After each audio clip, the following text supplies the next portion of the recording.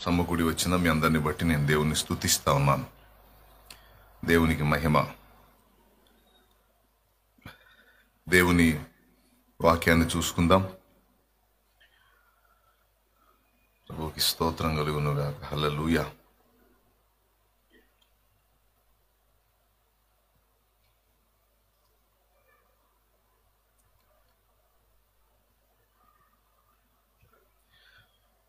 Bible గ్రంథంలో తిమోతికి రాసినటువంటి 2వ పత్రిక, అపోస్తలుడైన పౌలు తిమోతికి రాసినటువంటి 2వ పత్రిక 3వ అధ్యాయము 2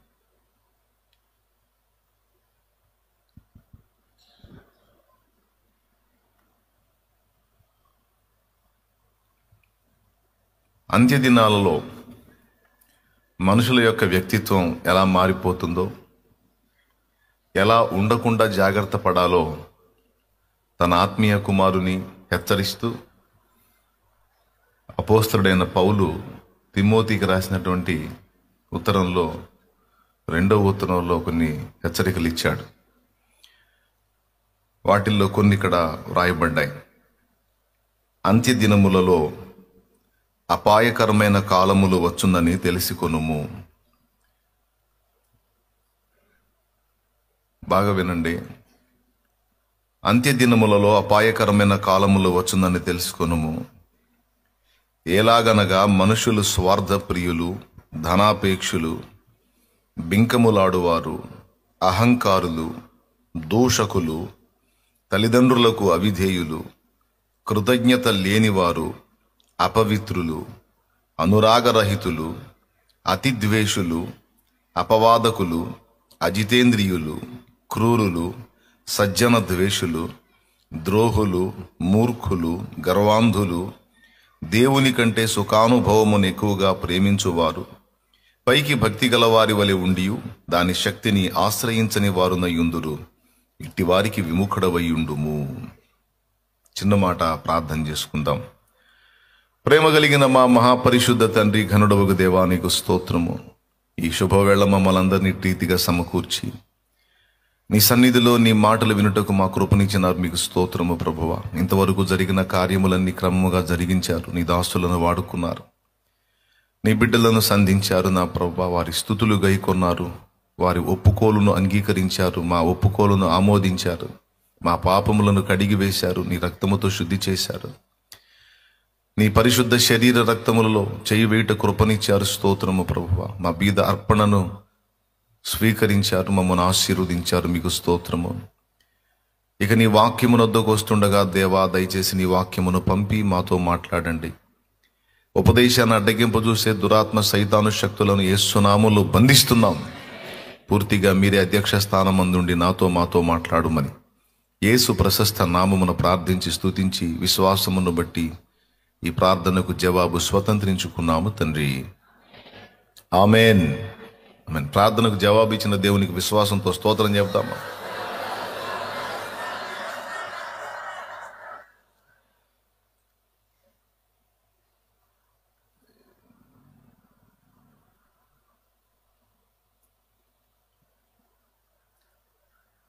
బాగా చల్లగా పర్లేదు, తగ్గించొచ్చా కొంచెం, కూలింగ్ తగ్గించొచ్చా? సరే, అది తర్వాత పెడతారు కానీ, పెడితే ఈ పక్క పెడతారు కానీ ఇదే అందులో ఉంచు, దాన్ని ఆపులే. రైట్.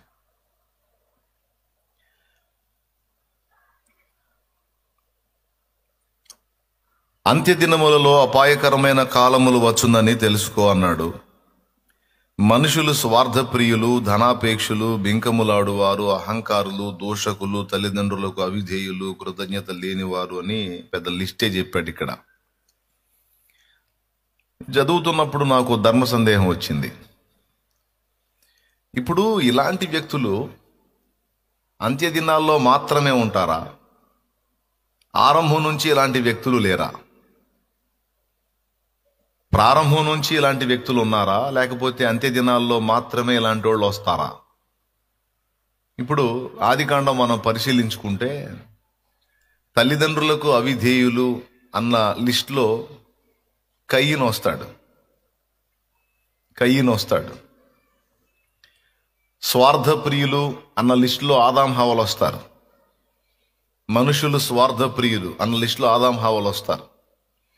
దేవుడు వారిని సృష్టించి వారిని ఏదెను తోటలో ఉంచి వాళ్ళకి అన్ని సౌకర్యాలు ఏర్పాటు చేస్తే తమ స్వార్థానికి, అంటే తాము సొంతంగా జ్ఞాన సముపార్జన కలిగి ఉండాలని, లేదా జ్ఞానాన్ని కలిగిన వారై ఉండాలని జ్ఞాన ఫలం, మంచి చెడుద తెలివినిచ్చేటువంటి ఆ జ్ఞానం ఇచ్చేటువంటి పండుని కోసుకొని తిన్నప్పుడు దేవుని అజమాయిషి మా మీద అక్కరలేదు, ఆయన జ్ఞానం మాకు అక్కరలేదు, మేము ఆయనను నమ్మజాలము, మా జ్ఞానం మేము వెతుక్కోవాలి అనే స్వార్థపూరితమైన కాంక్షతోనేగా అది తీసుకొని తిన్నారు.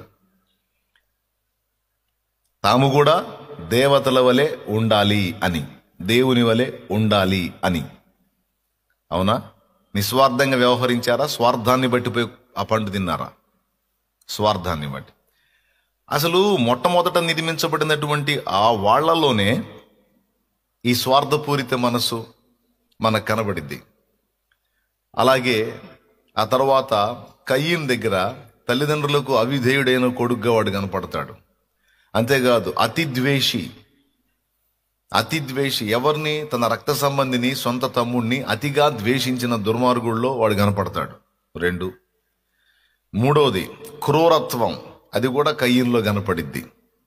4 సజ్జన ద్వేషులు, అంటే మంచి వారిని చూసి ఓర్వలేక వాళ్ళని ద్వేషించేటువంటి మనస్సు కలిగిన వారు. ఈ క్వాలిటీ కూడా కయీనులో కనపడిద్ది. నేను చెప్తుంది ఆదాము హవ్వ తర్వాత మూడో వ్యక్తి గురించి. ఆదాము హవ్వ ఇద్దరిని నిర్మించిన తర్వాత దేవుడు వారిని ఏదెన్ తోటలో నుంచి వెళ్ళగొట్టిన తర్వాత వాళ్లకు పుట్టిన ప్రథమ సంతానం కయీను. కయీన్లోనే ఈ అంత్య దినాల్లో మనుషుల్లో కనపడే లక్షణాలు చాలా కనపడుతున్నాయి. వాడు జితేంద్రియుడు కాదు, అజితేంద్రియుడు, అంటే సాధు సంపన్నుడు కాదు, వాడు క్రూరుడు. అలాగే ఇంకా చాలా విషయాలు ఆ మూడో మనిషిలోనే కనపడుతున్నాయి మనకి. ఇక అక్కడి నుంచి మొదలు పెట్టుకుంటే ఎన్ని తరాలు గడిచిపోయింది. ఒక దశలో నోవహు దగ్గరకు వచ్చేటప్పటికి ఉన్న మనుషుల మొత్తాన్ని నిర్మూలన చేశాడు దేవుడు. ఏ కారణం చేత నిర్మూలన చేశాడు? జలప్రళయం రప్పించి. అంటే దేవుడికి ఇష్టము లేని దరిద్రగుట్టు లక్షణాలన్నీ ఆ మనుషుల్లో కనపడ్డందున ఆనాడే వాళ్ళని మొత్తాన్ని సమూల నాశనం చేశాడు.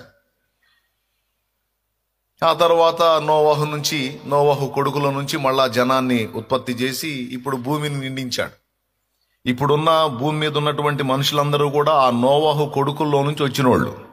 షేము, హాము, యాపెతు అనే ఆ ముగ్గురు వారి సంతతే ఇప్పుడు భూమి మీద విస్తరించినటువంటి మనుషులు. తెల్లోడు కానీ, నల్లోడు కానీ, నీగ్రోడు కానీ, ఆఫ్రికాడు కానీ, చైనోడు కానీ, జపానోడు కానీ అందరూ ఆ ముగ్గురు నుంచి వచ్చిన వాళ్ళే. అంతకు ముందు వాళ్ళు జలప్రళయంలో మొత్తం నశించిపోయారు. ఇప్పుడు ప్రజెంటు భూమి మీద ఉన్నటువంటి మనుషులందరూ కూడా ఆ ముగ్గురు నుంచి వచ్చిన వాళ్ళే. ఆ ముగ్గురికి తండ్రి ఎవరు? నోవహు. ఆ తర్వాత తీసుకుంటే మళ్ళా నిమ్రోదు అనే వాళ్ళ లైన్లోకి వచ్చాడు. వాడు తానొక దేవుణ్ణని ప్రజలను బలవంతం పెట్టాడు. ప్రజలు కూడా వాడిని ఆరాధించారు. ఆ తర్వాత వచ్చి దేవుడు మళ్ళా భాషల తారుమారు చేసి ఆదికాండం 11వ అధ్యాయంలో వాళ్ళ ఆలోచనలు చెడగొట్టి వాళ్ళు పూనుకున్న గోపురాన్ని బ్రేక్ చేశాడు. అదే బాబేలు గోపురం. ఆదికాండం 11వ అధ్యాయంలో మనకు కనపడింది. ప్రారంభం నుండి మనం చూస్తే మనుషులలో స్వార్థం లేని రోజు ఎప్పుడుంది? మనుషులు అజితేంద్రియులు కాని రోజు ఎప్పుడుంది? తల్లిదండ్రులకు విధేయత చూపించిన కాలం ఎప్పుడుంది? పిల్లలు ప్రతి తరములోనూ, ప్రతి జనములోనూ అబద్ధీకులు ఉన్నారు, బింకాలాడే వాళ్ళు ఉన్నారు, డబ్బు పిచ్చోళ్ళు ఉన్నారు, ధనాపేక్షలు ఉన్నారు, అహంకారులు ఉన్నారు, స్వార్థప్రియులు ఉన్నారు. ప్రతి తరములోనూ ఉన్నారు. అవునా కాదా? అవునా కాదా? నేను స్టార్టింగ్లో ఉన్న ముగ్గురు వ్యక్తుల్లోనే కొన్ని లక్షణాలు చూపించాయి. ఇక అక్కడి నుంచి లెక్కేసుకుంటే ప్రతి తరములోనూ ఈ టైపు మైండ్లు ఉన్నాయి, ఈ తరహా వ్యక్తులు ఉన్నారు. ఉండగా ఏదో కొత్తగా ఏదో రాబోతున్నట్టు పౌలు గారు మాట్లాడటం చోద్యంగా లేదు. తిమోతి, అంత్య దినములలో అపాయకరమైన కాలములు వచ్చునని తెలుసుకొనుము. మనుషులు స్వార్థప్రియులు. అంటే స్వార్థప్రియులు కానిది ఎప్పుడు? ధనాపేక్షలు, డబ్బు పిచ్చి లేనిది ఎప్పుడు మనిషికి? బెంకములాడువారు, అబద్ధాలు ఆడకుండా ఉన్న రోజులయ్యి.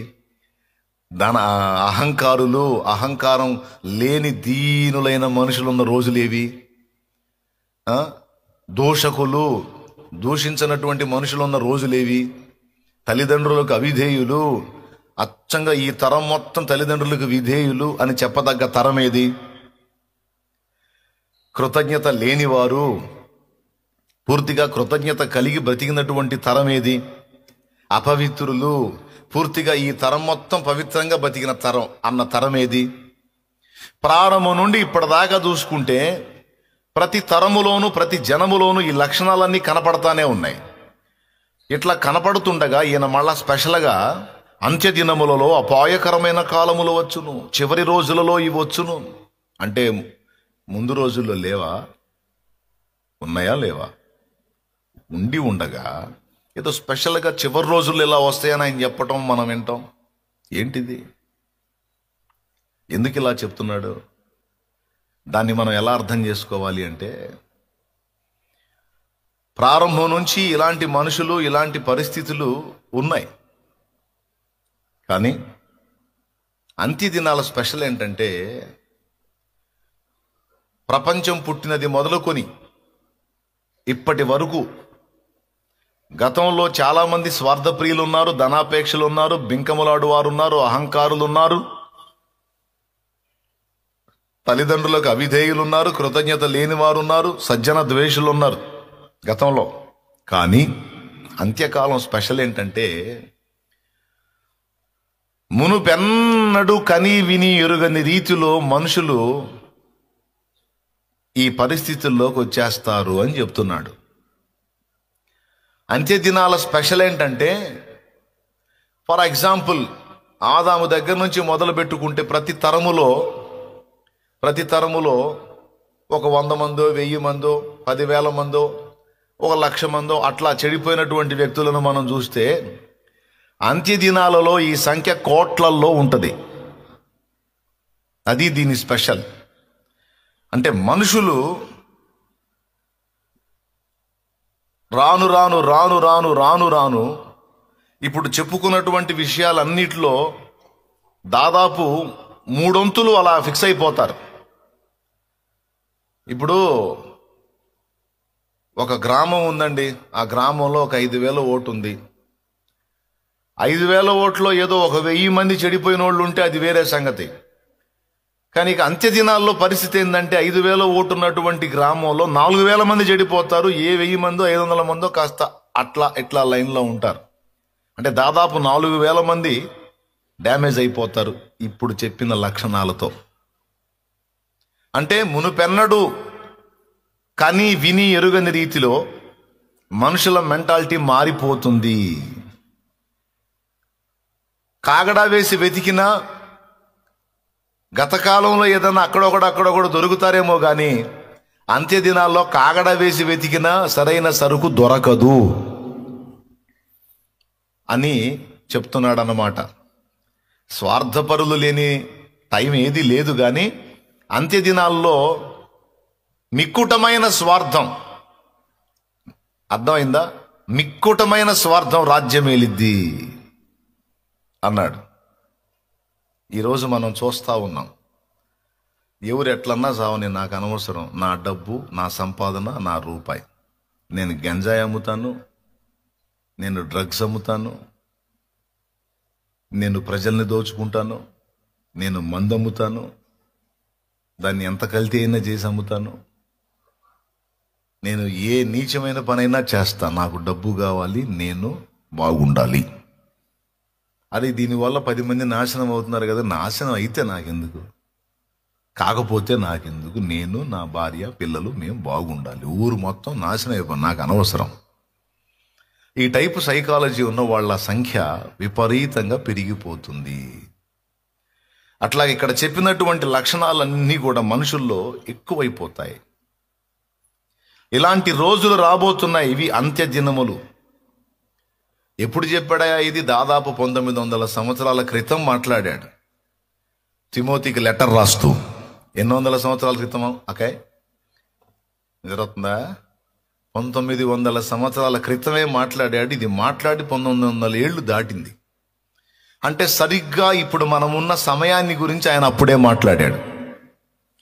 ఈరోజు మనం చూడండి, ఎవరినన్నా చూడండి, ఏ వ్యవస్థనన్నా చూడండి, ఏ వ్యవస్థనన్నా చూడండి, కలుషితం కలుషితం కలుషితం. అర్థమైందా? వాతావరణ కాలుష్యం కాదు, మనుషుల వ్యక్తిత్వాల్లో కాలుష్యం పెరిగిపోయింది. ఈ పరిస్థితులలో ప్రతి ఒక్కడు కూడా తన భక్తిని, ఆత్మీయతను, తనలో దేవుని వ్యక్తిత్వాన్ని కలిగి ఉండడానికి, కాపాడుకోవడానికి చాలా ప్రయాసపడాల్సి ఉంటుంది. ఎందుకంటే ప్రభు ముందే చెప్పాడు, లోతు దినములలో ఎలాగుండెనో మనుష్య కుమారుని దినములలో అలాగుండును.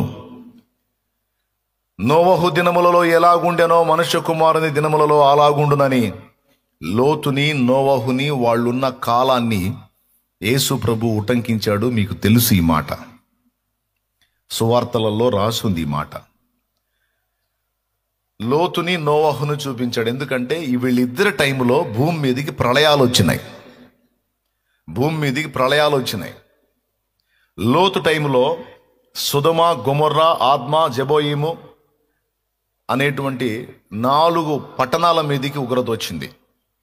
వాస్తవానికి 5వది బెల అంటే సోయరు అనే పట్టణం, ఆ పట్టణం మీదకి కూడా రావాలి, మొత్తం 5 పట్టణాల మీదకి రావాలి. అయితే ఆ పట్టణంలో లోతు ఉన్నందున అక్కడికి నేను వెళతాను అన్నందున ఆ సోయరు అనే దాన్ని వదిలేశాడు.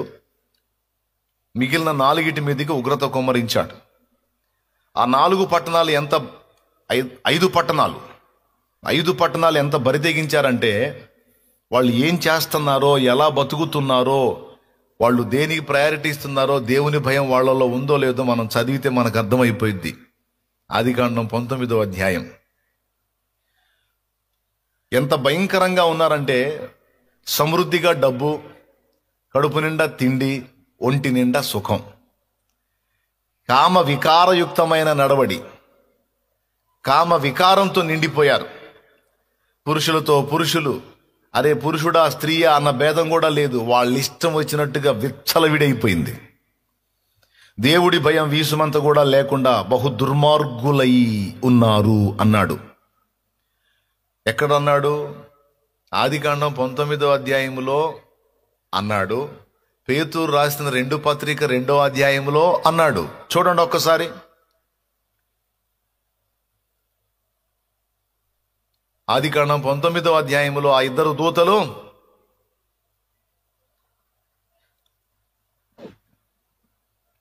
ఆ సాయంకాలం ముందు ఆ 2 దేవదూతలు సొదొమ చేరునప్పటికీ లోతు సొదొమ గవిని యొద్ద కూర్చుండెను. లోతు వారిని చూచి వారిని ఎదుర్కొనుటకు లేచి, ఎవరు వస్తున్నారు తెలుసా అక్కడికి? సాక్షాత్తు దేవుడే వస్తున్నాడు అక్కడికి. దేవుడే ఆ ప్రాంతంలోకి వస్తున్నాడు, సొదొమలోకి. తర్వాత వచనం చూడండి. ఆయన తన ఇంటికి ఆహ్వానించాడు. 3వ వచనం, ఆయన మిక్కిలి బలవంతం చేసినప్పుడు వాళ్ళు ఆ ఇంట ప్రవేశించారు. ఆయన వాళ్ళకి విందు చేశాడు. 4వ వచనం, వారు పండు కొనక ముందు ఆ పట్టణస్థులు అనగా సొదొమ మనుషులు, బాలురు బాలురు బాలురు బాలురు వృద్ధులు ప్రజలందరూ నలుదిక్కుల నుండి కూడి వచ్చి ఆ ఇల్లు చుట్టవేసి. ఎందుకు? ఆ ఇంట్లోకి, లోతింట్లోకి ఎవరో 2 కొత్త వ్యక్తులు వచ్చారు. ఆ వచ్చినోళ్ళు స్త్రీలా పురుషులా కూడా వాళ్ళకి అనవసరం, పురుషులే వచ్చింది. ఈ సమాచారం ఊరంతటికి తెలిసింది.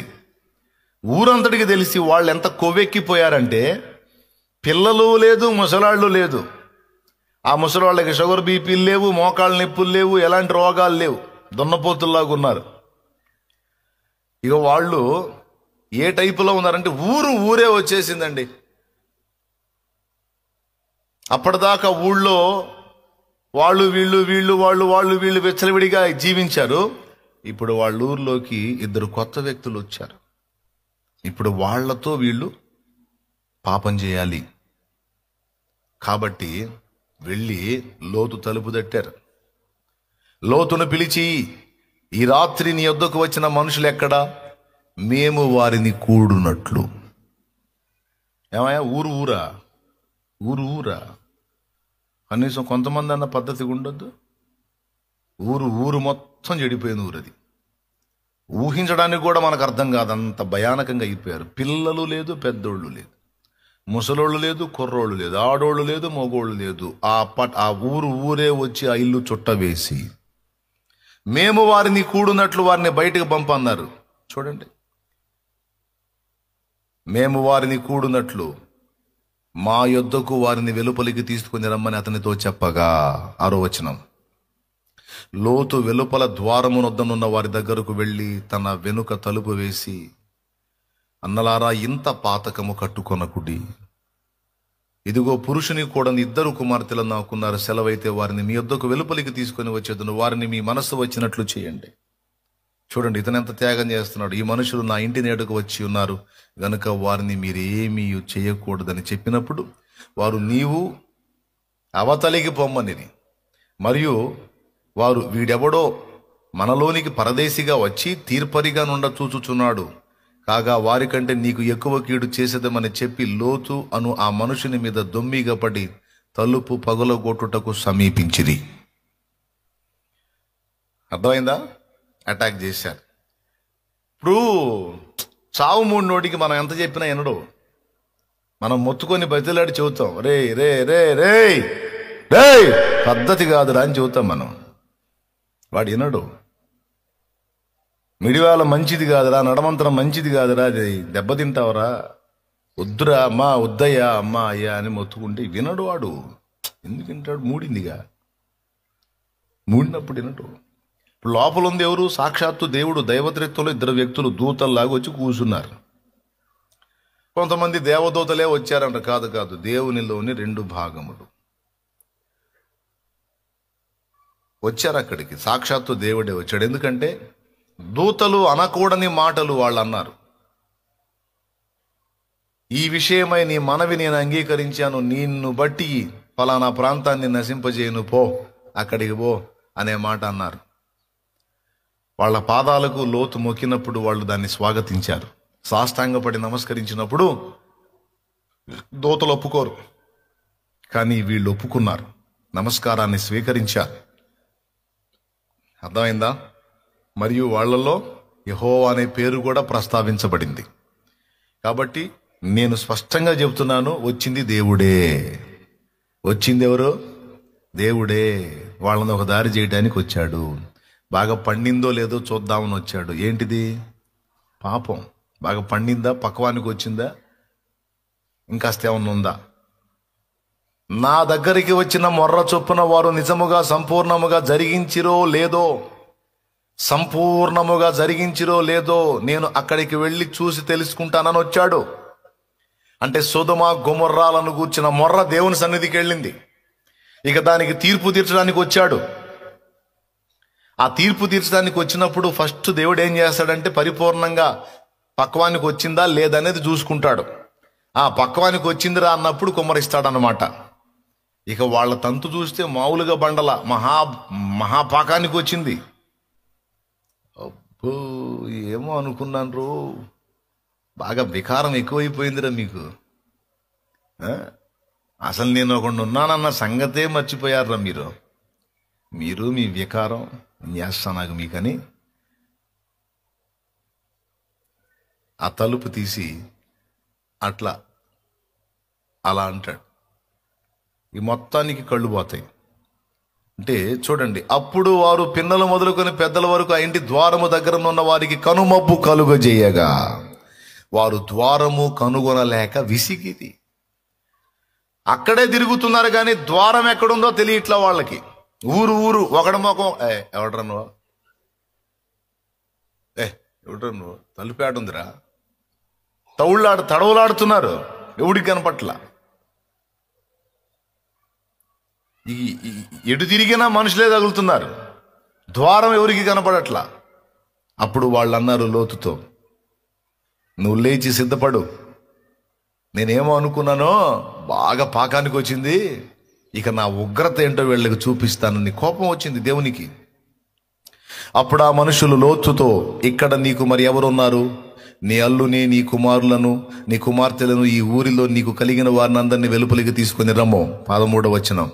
మేము ఈ చోటును నాశనము చేయవచ్చితిమి, వారిని గూర్చిన మొర్ర యెహోవా సన్నిధిని గొప్పదాయను గనుక దాన్ని నాశనము చేయుటకు యెహోవా మమ్మను పంపెనని చెప్పగా, లోతు బయటికి వెళ్లి తన కుమార్తెలను పెండ్లాడనై ఉన్న తన అల్లులతో మాటలాడలేండి, ఈ చోటు విడిచిపెట్టి రండి, యెహోవా ఈ పట్టణమును నాశనం చేయబోచున్నాడని చెప్పాను. అయితే అతడు తన అల్లుళ్ళ దృష్టికి ఎగతాళి చేయు అని వలె ఉండెను. అంతే, సావు మూడినోళ్ళకి మనం మంచి మాటలు చెబుతుంటే ఎగతాళిగా ఉంటుంది, ఎటకారాలు చేస్తుంటారు.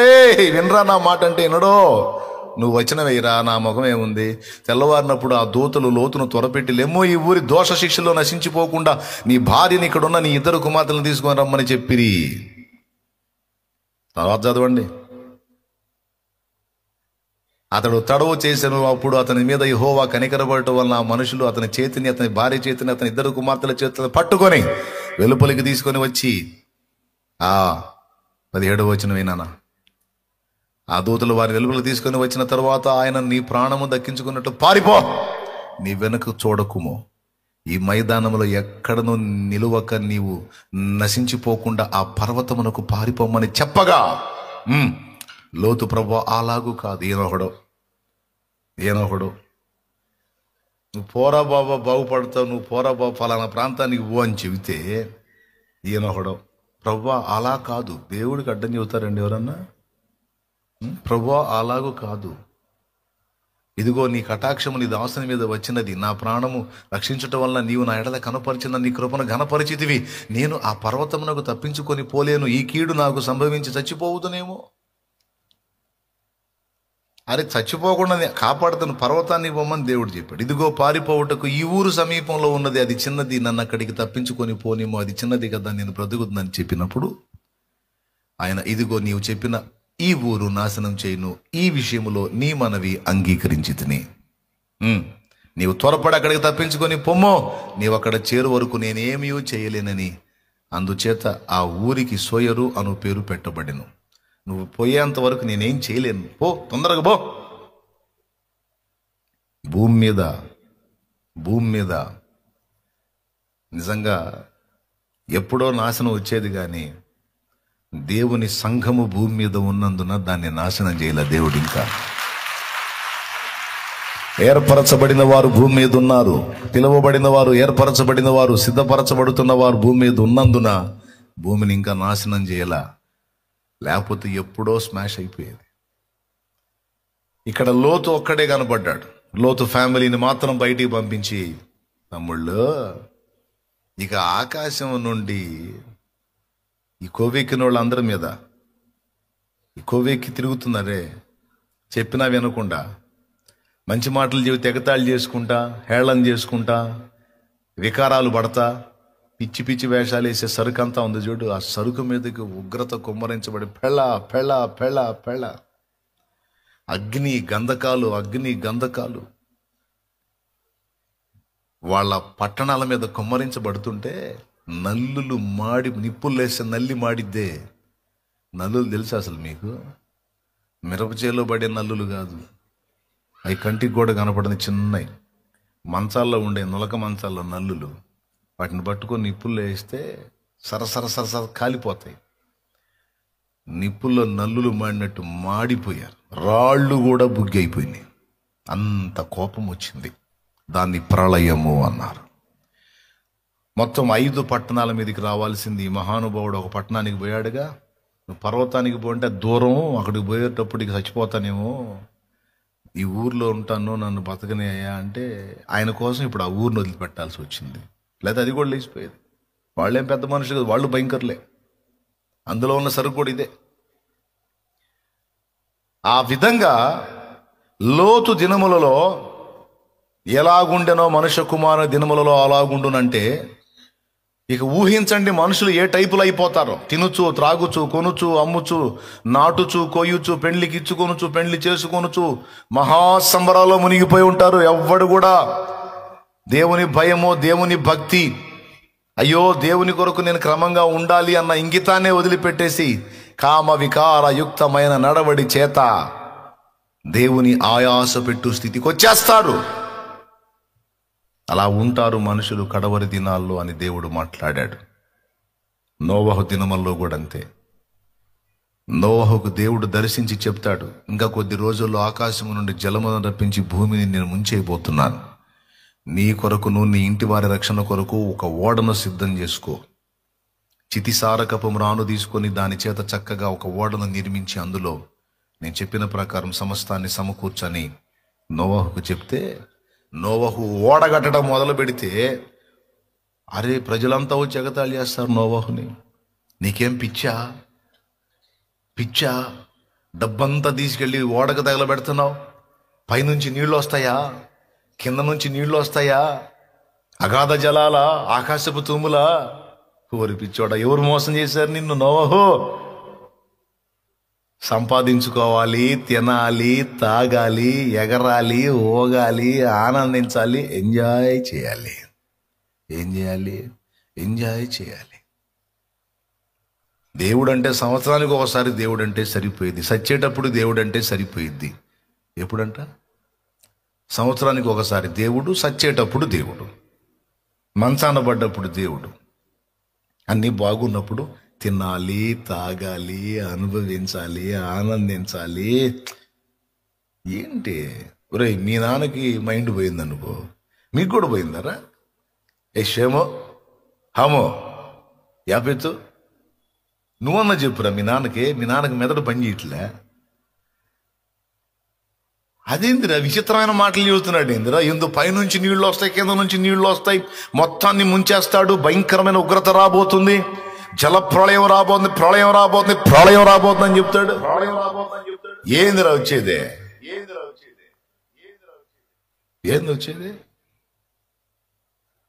అంటే మేమందరం చచ్చేవాళ్ళమను, మీరు మాత్రం బతికేవాళ్ళ? బతకండి రా, మీరే బతకండి. అరే మనందరం చచ్చిపోతామంటే వీళ్ళు బతుకుతారంట అని అందరు నవ్వారు. ఈరోజు కూడా కొంతమంది మనుషులు మనల్ని చూసి అంతే వెటకారం చేస్తున్నారు. ఏం పర్వాలా. ఎవడు పిచ్చోడో, ఎవడు తెలివైనోడో, ఎవడు సరైన అడుగు వేశాడో, ఎవడు బుద్ధిహీనమైన అడుగులు వేశాడో భవిష్యత్తు చెప్పింది. దేవునికి స్తోత్రం కలుగునుగా.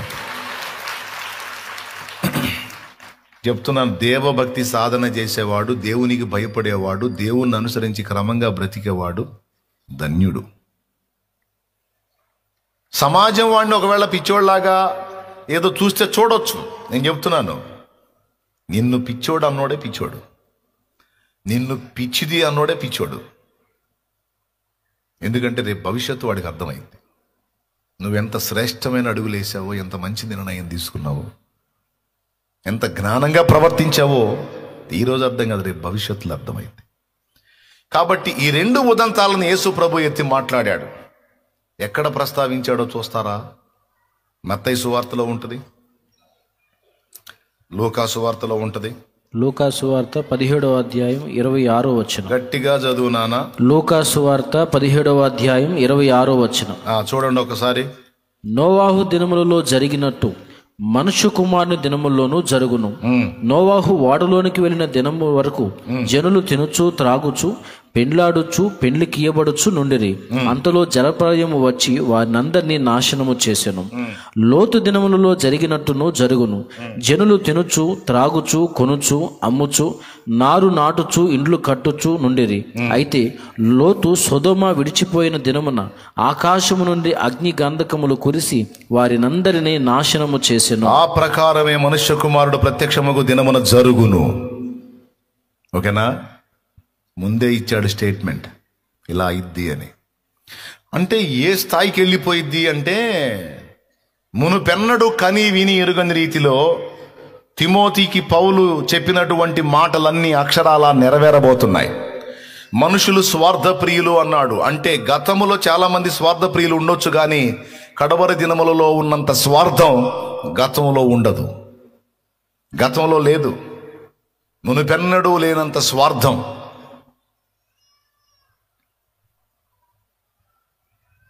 నమ్మి హోటల్కి తిందామని పోతే 5-6 రోజులు మురగబెట్టిన చికెన్ తీసుకొచ్చి ఫ్రెష్గా ఏపీ చేసి పెడుతున్నాడు.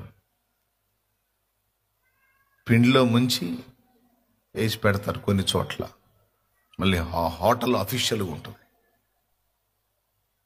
దానికన్నా రోడ్డు పక్కన వాళ్ళనయం. రోడ్డు పక్కన బండి మనకు ఫ్రెష్గా అప్పుడప్పుడు క్లీన్ చూపించి వేసి మనకు ఇస్తాడు. ఆ పెద్ద హోటల్ అట్ట కాదు, వారం రోజులు మురగబెట్టింది ఆయన ఫ్రిడ్జ్లో. కస్టమర్ రాగానే చక్కగా దాన్ని అంత పిండిలో కలిపి వేసేసి, అరే ఇది తింటే మరి ఇన్ని రోజులది సస్తాడే, ఫుడ్ పాయిజన్ అయితే ప్రాణానికి ప్రమాదమే. బిర్యానీ తిని చచ్చిపోయిన వాళ్ళు ఎంతమంది తెలుసా మీకు? బిర్యానీ వేడివేడిగా తీసుకొస్తే లొట్టలు వేసుకుంటా తిని గుట్టుకుమన్న వాళ్ళు చాలామంది ఉన్నారు. దేవునికి స్తోత్రం కలుగును. ఏందన్నా పొద్దున్నే మాకేంది ఈ డేంజర్ హెచ్చరికలు? కనీసం హోటల్కి పోయి తినడానికి కూడా ఛాన్స్ లేకుండా చేస్తాం పండుగ రోజుల్లో అనమాకండి. నేను చెబుతున్నా, స్వార్థం. వాడు సస్తాడా బతుకుతాడా, వాడికి ఏ రోగం వచ్చింది, ఏ మంచి ఏ చెడ్డ అనవసరం. ఏం కలుపుతున్నారో తెలియదు, ఏం పెడుతున్నారో తెలియదు. ఇప్పుడు ఎక్కడ దాకా ఎందుకు మనం మిరపకాయలు పండిస్తున్నాం, మనమే చేస్తున్నాం మిరపకాయలు పంట వేసింది మొదలుకొని మొక్క తేలటం మొదలుపెట్టిన దగ్గర నుంచి పంట కోసేంత వరకు రోజు మార్చి రోజు పిచ్చికరి. ఏం పిచ్చికరి? మందు, తెగులుకు మందు, నల్లికి మందు, పురుగుకు మందు, ఆకుముడతకు మందు, పేనుబంకకు మందు, అన్ని రకాల మందులు కొట్టి ఇంతసేటు కొట్టిన మిరగా ఎవరు తింటున్నారో తెలుసా?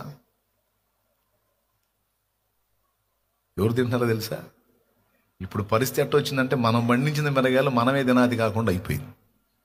ఇంతసేటు మందులు కొడుతున్నారు. ఎట్లా మరి అంటే ఏం చేద్దాం, అసలు ఈ తినేవి కాదులే, తేజ మిరగాయలు దేనికో పోతాయి అంటున్నారు. దేనికి పోతాయి? కారం రూపంలో మళ్ళీ మన దగ్గరికి వస్తాయి.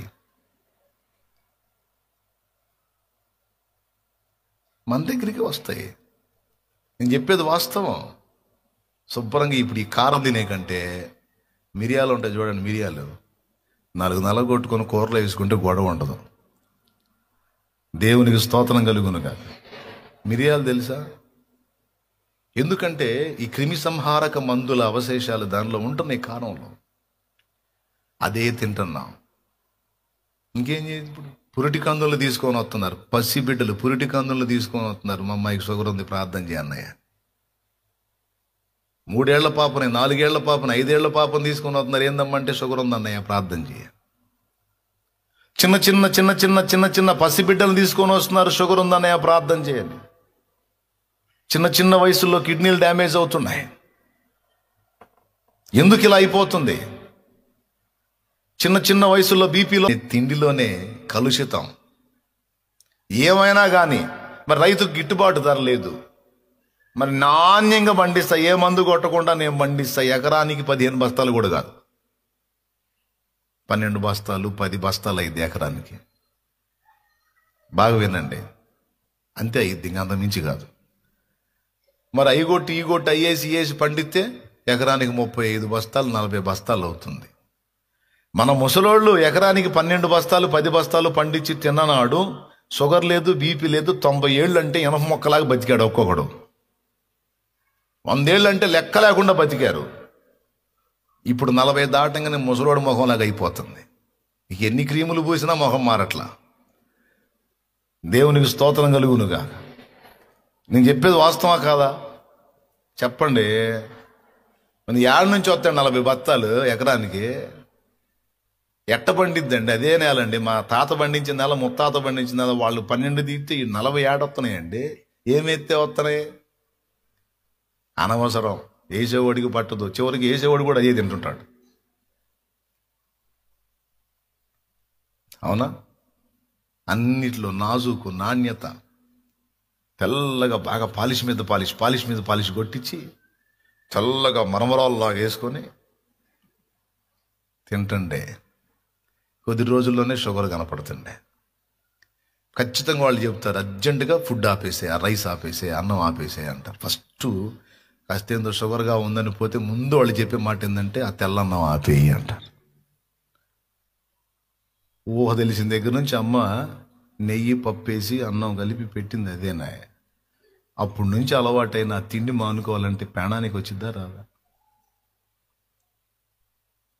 ఇంకెట్టుందంటే ఇక నువ్వు తినాలి, తినేదే అది మానేసే అని. ఇంకేం తినాలా?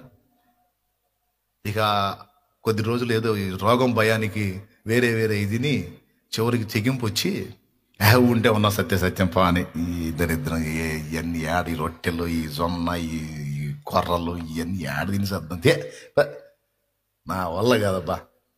సత్యం బయట అన్నం తింటే ఇక పెరిగిపోవటం. దేవునికి స్తోత్రం కలుగును. మరి ఏం చేయాలి చెప్పు? ఎక్కడి నుంచి వస్తున్నాయి? 12 బస్తాలు కూడా కాని ఎకరం పొలానికి 40 బస్తాలు ఎలా వస్తున్నాయి?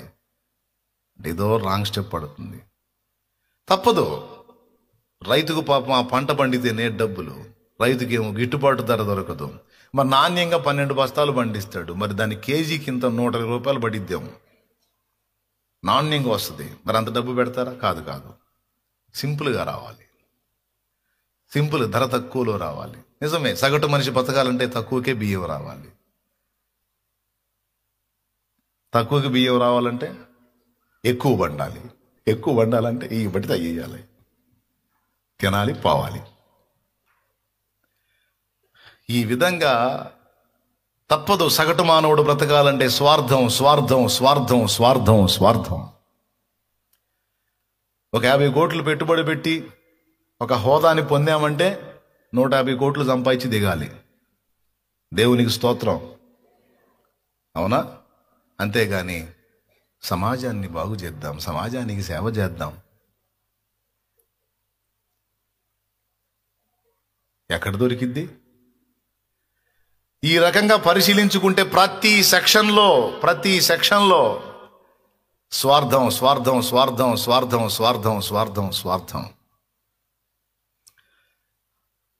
ఇప్పుడు చెప్పినవన్నీ కూడా పతాక స్థాయికి చేరతాయి అన్నమాట, పరాకాష్ఠగా చేరతాయి. అది పౌలు మొత్తుకుంది.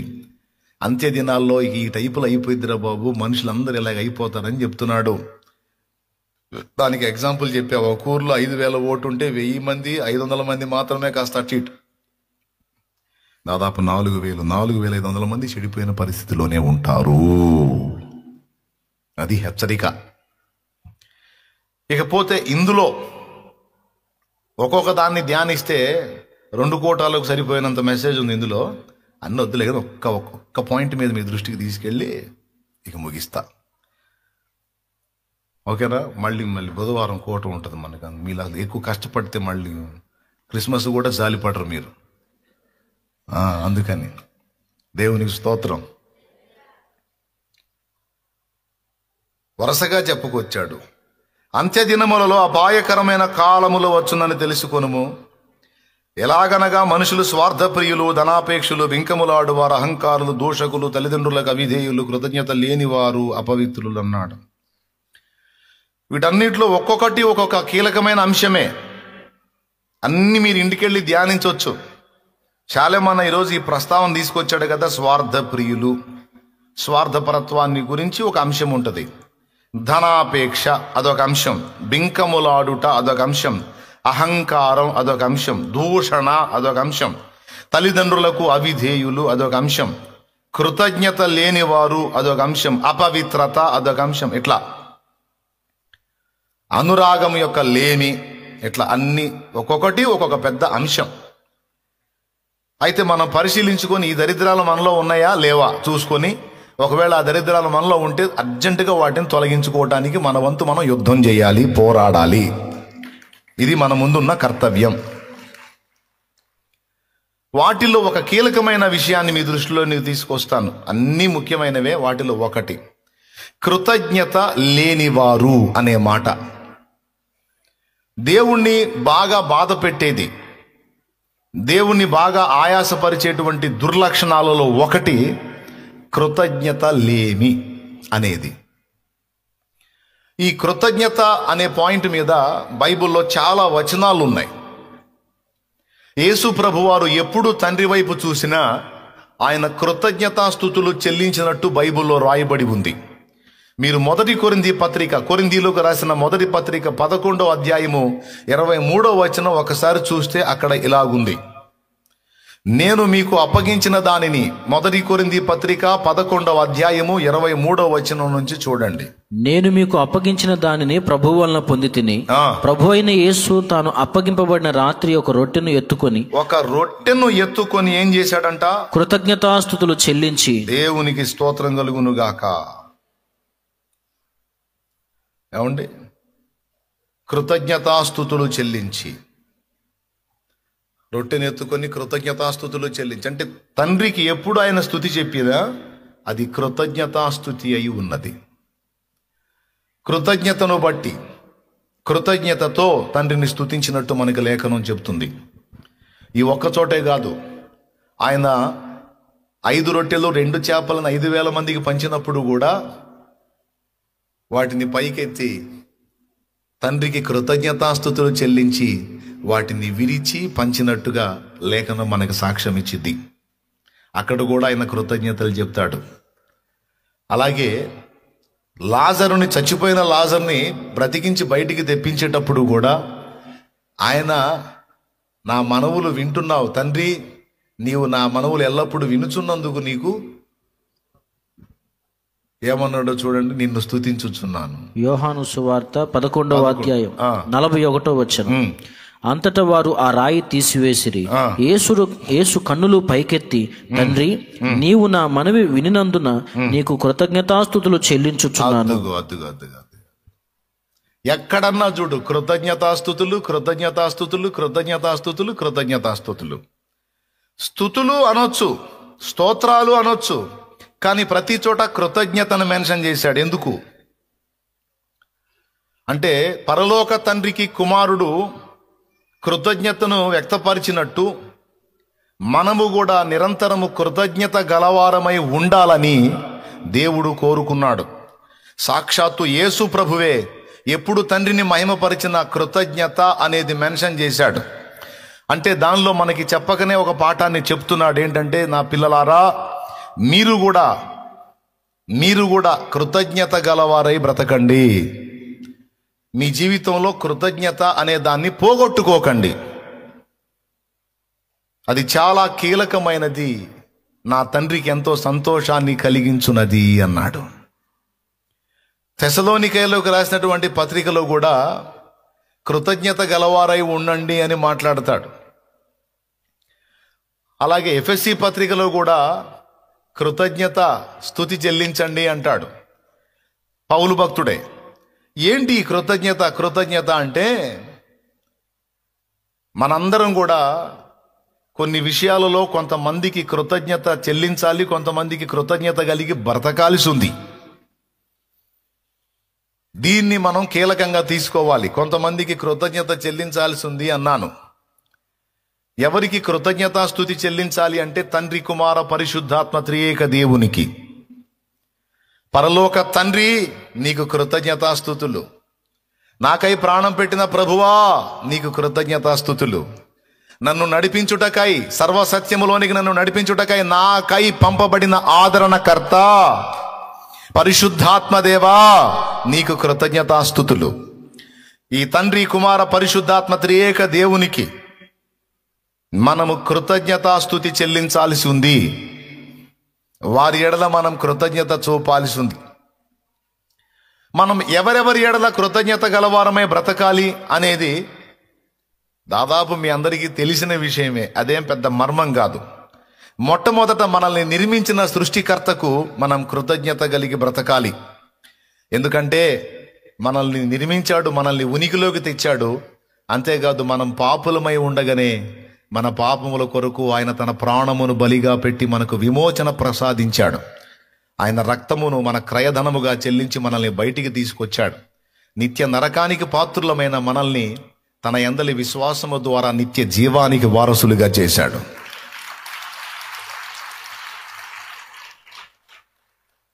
కాబట్టి ఈ ప్రక్రియను, ఈ కార్యమును బట్టి, ఆయన జరిగించినటువంటి ఈ కార్యమును బట్టి, ఇక ఏదున్నా లేకపోయినా, అప్పులున్నా, నొప్పులున్నా, బలహీనతలున్నా, బలాలున్నా, ఏదున్నా లేకపోయినా, ఆయన సిలువను బట్టి మనం నిరంతరం దేవునికి కృతజ్ఞతలు చెల్లించబద్ధులమై ఉన్నాం. ఇది దేవుని విషయంలో మనం కలిగి ఉండాల్సినటువంటి కృతజ్ఞత. ప్రతి విషయములోనూ ప్రభువు కృతజ్ఞతాస్తుతులు తండ్రికి చెల్లించినట్లు మనము కూడా పొందిన ప్రతి విషయములోనూ దేవుణ్ణి అడగబూనుకున్న ప్రతిసారి కూడా కృతజ్ఞతాస్తుతులు చెల్లించుట న్యాయము, యుక్తము. అది తండ్రికి ఆనందం, మనకి దీవెన. ఏదైనా ఒక అంశాన్ని గురించి మనం ప్రార్థించబోయేటప్పుడు ముందుగానే మనం దేవునికి మాట చెప్పొచ్చు. దేవా, ఇంతకు మునుపు ఎన్నోసార్లు నీవు నా ప్రార్థనలు విని జవాబిచ్చావు, అందుకు నీకు కృతజ్ఞతలు చెల్లిస్తున్నాను అనే పదం వాడాలి మనం. ఎందుకంటే దేవుడు ఎన్నోసార్లు మన ప్రార్థనలకు జవాబిచ్చాడు. ఎంతమంది ఒప్పుకుంటారు? నేను ఒప్పుకోవాల్సింది, నేను కూడా 2 చేతులు ఎత్తి చెప్తాను నేను. ఎందుకంటే ఎన్నోసార్లు నా ప్రార్థనలకు జవాబిచ్చాడు ఆయన. క్లియర్గా నేను అడిగి పొందుకున్నాయి చాలా ఉన్నాయి, కొన్ని అయితే నేను అడుగకయే ఇచ్చాడు ఆయన. ఇక్కడ యేసు ప్రభు లాజరు ఉదంతంలో నేర్పుతున్నది ఏంటో తెలుసా? ఇక్కడ తండ్రి, నీవు నా మనవులు వినుచున్నందుకు నీకు కృతజ్ఞతాస్తుతులు చెల్లించుచున్నాను. నీవు నా మనవులు ఎల్లప్పుడూ వినుచున్నావు, ఇప్పుడు కూడా నీవు నా మనవి విన్నావు, నీకు స్తోత్రం అన్నాడు. కృతజ్ఞతలు స్తుతులు చెల్లించేశాడు. మన మోకాళ్ళుని ప్రార్థనకు ఉపక్రమించేటప్పుడు గుర్తుపెట్టుకోండి, ఫస్ట్ గతములో మనం పొందినటువంటి మేళ్ళన్నిటిని బట్టి మనస్ఫూర్తిగా కృతజ్ఞతాస్తుతులు చెప్పాలి. అయ్యా, ఇప్పుడు నేను వచ్చి ప్రార్థించడం కాదు, ఇంతకు ముందు నేను చేసిన ప్రార్థనలు ఎన్నిటికో నీవు జవాబులు ఇచ్చినందుకు నీకు కృతజ్ఞతాస్తుతులు చెల్లిస్తున్నాను. ఆ విషయమై నా గుండెల్లో నీ ఎడల కృతజ్ఞత ఉంది ప్రభువా. ఇదిగో ఇప్పుడు కూడా నేను చేయబోయే మనవి నువ్వు వింటున్నందుకు నీ కృతజ్ఞతలు, ఆలకించి జవాబిచ్చినందుకు నీ కృతజ్ఞతలని. కార్యము జరగక మునిపే, లాజరు ఇంకా చచ్చిన లాజరు బ్రతికి రాకముందే, ప్రార్థన ఇంకా చెయ్యక ముందే, కార్యం ఇంకా జరగక ముందే తండ్రికి కృతజ్ఞతాస్తుతులు చెల్లించినట్లు యేసయ్య ఈ యోహాను సువార్త 11లో మనకి స్పష్టంగా రాసుంది. కార్యం జరిగినప్పుడు కృతజ్ఞత కాదు, జరగక మునుపే కృతజ్ఞతాస్తుతులు చెల్లించుట అనేది యేసయ్య మనకి నేర్పుతున్నాడు. సో దేవుని దగ్గర పొందుకున్న వాటిని బట్టి మనం కృతజ్ఞతాస్తుతులు చెల్లించటం, అంతేకాదు దేవుని ఎడల కృతజ్ఞత కలిగి బ్రతకటం అనేది కూడా చాలా ముఖ్యం. ఫస్ట్ ప్రయారిటీ ఎవరికి? అన్నిటికంటే ముఖ్యంగా మనం దేవునికే మొదటి స్థానం ఇవ్వాలి. మనం కృతజ్ఞత గలవారము అని దేవుడు ఆమోదించడానికి ఆయన చూసే మొదటి రుజువు ఏంటంటే, మనం మన హృదయంలో దేవునికి ఇచ్చేటువంటి స్థానం, మన హృదయంలో దేవునికి ఇచ్చే స్థానాన్ని బట్టి మనం ఆయన ఎడల ఎంత కృతజ్ఞత కలిగి ఉన్నామో ఆయన పరిశీలిస్తాడు. భక్తులు మనం గమనించినట్టయితే వారు అన్నిటికంటే, ఘనతల కంటే, డబ్బు కంటే, హోదాల కంటే, గుర్తింపుల కంటే, భౌతికమైన బంధాల కంటే కూడా ఫస్ట్ విలువనిచ్చింది దేవునికే.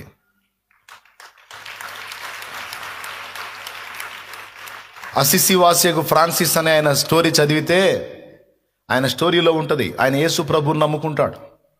నమ్ముకున్నందుకు తండ్రి ద్వేషిస్తాడు. వాడు నా కొడుకు కాదు, నా యావదాస్తిలో చిల్లి గవ్వ కూడా వాడికి ఇవ్వను అని ఒక పెద్ద ముందు తీర్పుకు పెడితే, నాకు ఆయన ఆస్తి ఏది ఇవ్వకపోయినా పర్వాలేదు, నాకై ప్రాణం ఇచ్చిన నా యేసయ్యకు నేను కృతజ్ఞత కలిగి ఉండాలి, నాకు యేసు చాలు అంటాడు ఆయన. నాకు ఆస్తి అక్కరలేదు, ఆస్తి లేకపోయినా పర్వాలేదు, నాకు యేసు చాలు అంటాడు.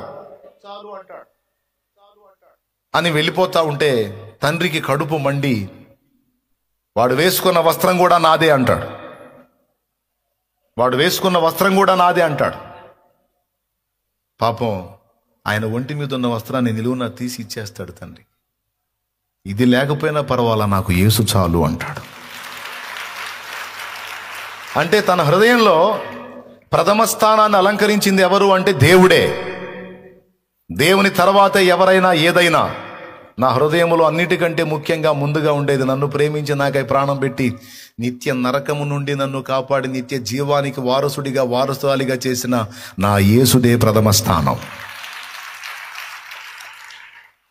యేసయ్యకు, పరలోక తండ్రికి, పరిశుద్ధాత్మకు కృతజ్ఞతాస్తుతులు నోటితో చెల్లించటమే కాదు, కృతజ్ఞత కలిగి బ్రతకాలి. కొంతమంది కులానికి భయపడి దేవుణ్ణి మరుగు చేస్తారు, కొంతమంది మతానికి భయపడి దేవుణ్ణి మరుగు చేస్తారు, కొంతమంది ఇరుగు పొరుగులకు భయపడి దాక్కుంటారు. అవసరం లేదండి. అవసరం లేదండి. దేవుడు యేసయ్య మనం సిగ్గుపడే పరిస్థితుల్లో లేడండి. ఆయన క్యారెక్టర్ చూసినా, ఆయన ప్రవర్తన చూసినా, ఆయన సర్వ విషయాలలో మనం ప్రశంసించదగిన వ్యక్తిగానే ఉన్నాడు. కానీ మనం సిగ్గుతో తలదించుకునే అవమానకరమైన స్థితిలో మన దేవుడు లేడండి. ఆయన గురించి చెప్పుకోవడానికి కానీ, ఆయన బిడ్డనని సాక్ష్యం ఇవ్వడానికి కానీ మనం సిగ్గుపడాల్సిన అవసరం లేదు, భయపడాల్సిన అవసరం లేదు, దాక్కొని బతకాల్సిన అవసరం అంతకన్నా లేదు. నేను యేసుప్రభుని నమ్ముకున్నా, ఆయన నన్ను ప్రేమించి నా కోసం ప్రాణం పెట్టాడు, ఆయన నా దేవుడయా. ఏంది, నేను ఆయన్నే మొక్కుతున్నా, ఆయన్నే ఆరాధిస్తున్నా, ఆయన్నే ప్రార్థన చేస్తున్నా. నేను ఆయనకు తప్ప ఇంకో దానికి నేను మొక్కను. నా దేవుడు యేసుప్రభు. ఏంది,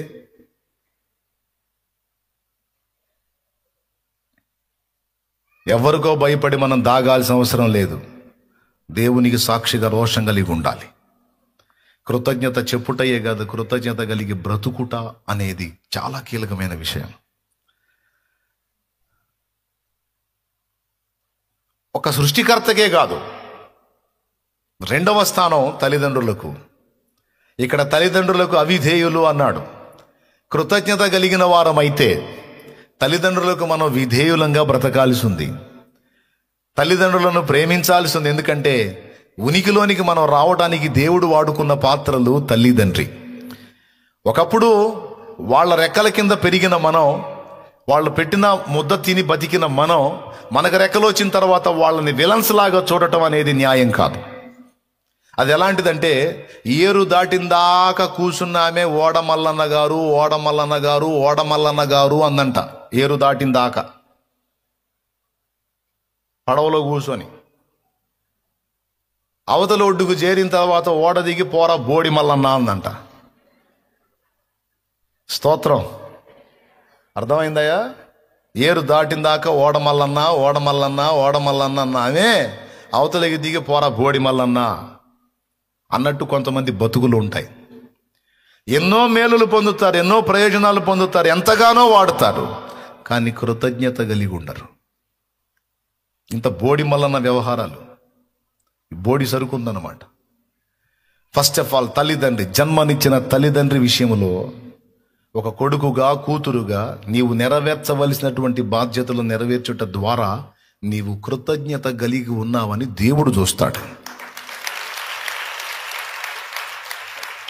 వాళ్ళు వాడిని పట్టించుకున్నా పట్టించుకోకపోయినా, ప్రేమించినా ప్రేమించకపోయినా, ఇదిగో వానికి రెక్కలు వచ్చినాక తల్లిదండ్రిని బాగా చూసుకున్నాడని దేవుడు రాసుకుంటాడు. తల్లిదండ్రి మంచోళ్ళైనా కాకపోయినా, వాళ్ళని ఇబ్బంది పెట్టినా సరే వాడు చేయాల్సిన న్యాయం తల్లిదండ్రులకు వాడు చేశాడని రాసుకుంటాడు. ఈరోజు నీకు రెక్కలు వచ్చినాయి, నీకు భార్య వచ్చింది, నీకు పిల్లలు వచ్చారు, మంచిదే. పురుషుడు తల్లిని తండ్రిని విడిచి భార్యను హత్తుకొను కాదని చెప్పట్లా. వాళ్ళకి ప్రయారిటీ ఇవ్వాల్సిందే, వాళ్ళ బాధ్యత చూడాల్సిందే. అసలు వీళ్లతో పాటు అసలు నీకు మూలం తల్లిదండ్రి కాబట్టి వాళ్ళకి ఇవ్వాల్సినటువంటి విలువ వాళ్ళకి ఇవ్వాలి. వాళ్ళకి చేయాల్సిన న్యాయం వాళ్ళకి చేయాలి. దానికి ఎంత దీవెన పెట్టాడంటే, అలాగూ చేయటం ద్వారా నీవు ఆశీర్వాదముగా ఉందువు, నీవు దీర్ఘాయుష్మంతుడవగుదువు అన్నాడు. తల్లిదండ్రులకు కృతజ్ఞత చూపుట ద్వారా నీ భర్త దీర్ఘాయుష్మంతుడవుతాడు చెల్లి. తల్లిదండ్రులకు కృతజ్ఞత చూపుట ద్వారా నీవు దీర్ఘాయుష్మంతుడు అవుతావు తమ్ముడు. అయితే నీ ఇంట సమృద్ధి నివసిస్తుంది నాయన.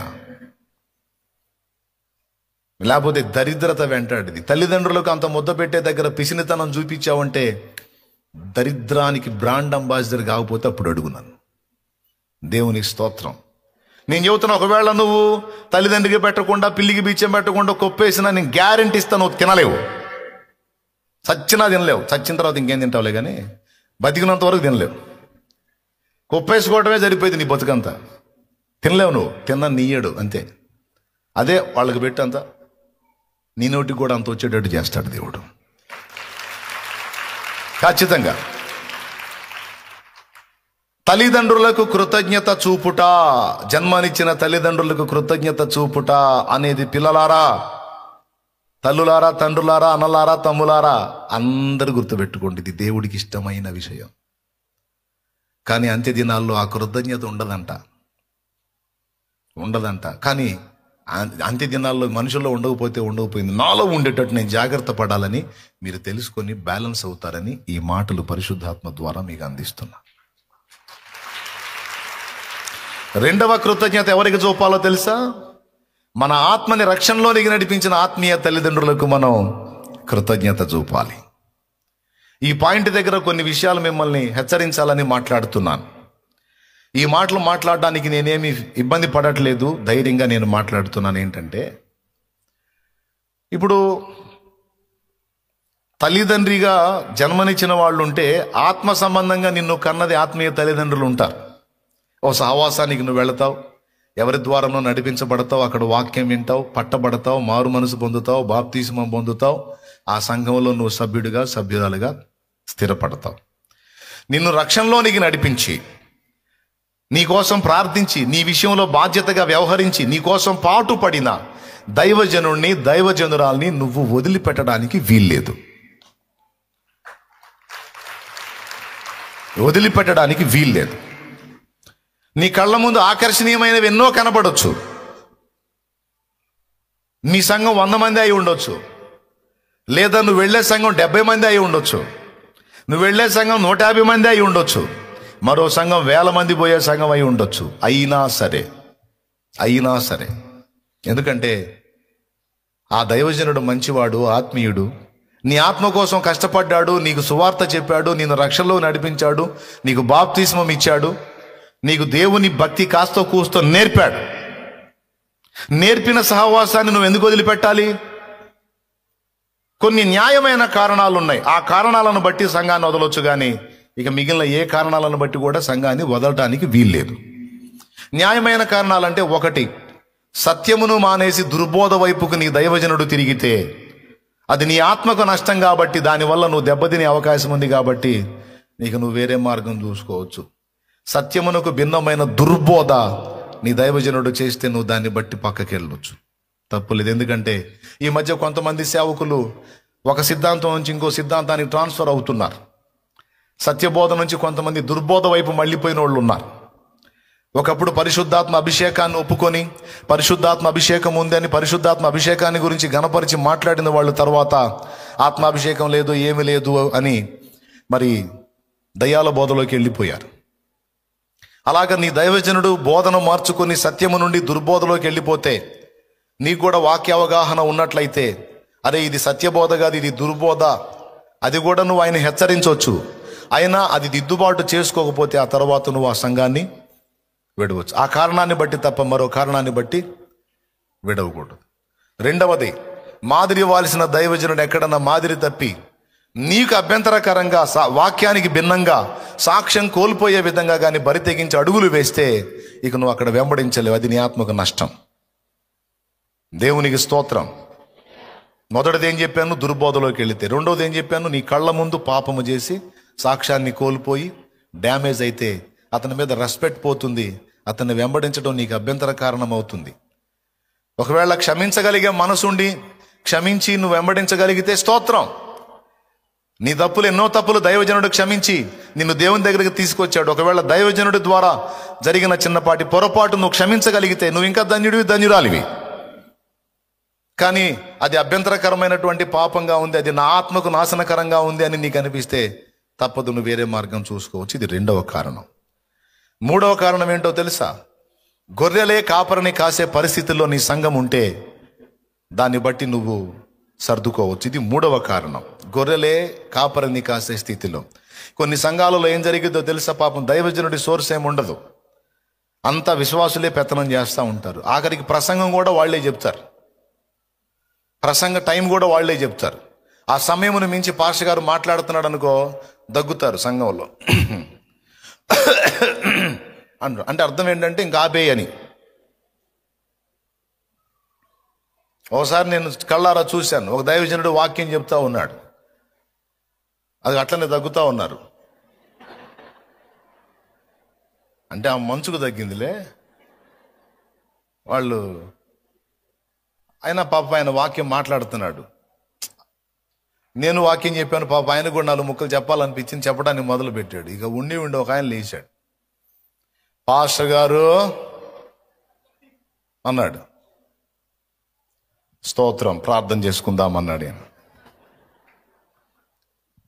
ఇంక 2వ మాట లేదు. అదొక చోట జరిగింది. ఇంకో చోట ఆయన వాక్యం చెబుతున్నాడు, ఓ పక్కకు వచ్చాడు, సహోదరుడు పక్కకు వచ్చి అన్నాడు, ఇటు చూశాడు, చూపించాడు, అన్నాడు ప్రార్థన చేసుకుందాం అన్నాడు. అంటే ఇక పాపం ఆయన పెత్తనం ఏమి ఉండదు, ఏదన్నా ఎగస్ట్రాలు చేస్తే ఇక అక్కడి నుంచి మారిపోతాడు, అంతే, ట్రాన్స్ఫర్ పెట్టేస్తాడు. నేను చెప్తున్నా, కాపరి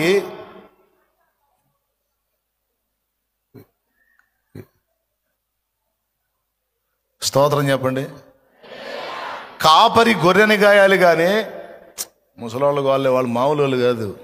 ఆడ మాట్లాడితే ఆడ వినపడుతుంది సౌండ్, వాళ్ళకి స్పీకర్లు మైకులు కూడా అక్కర్లా.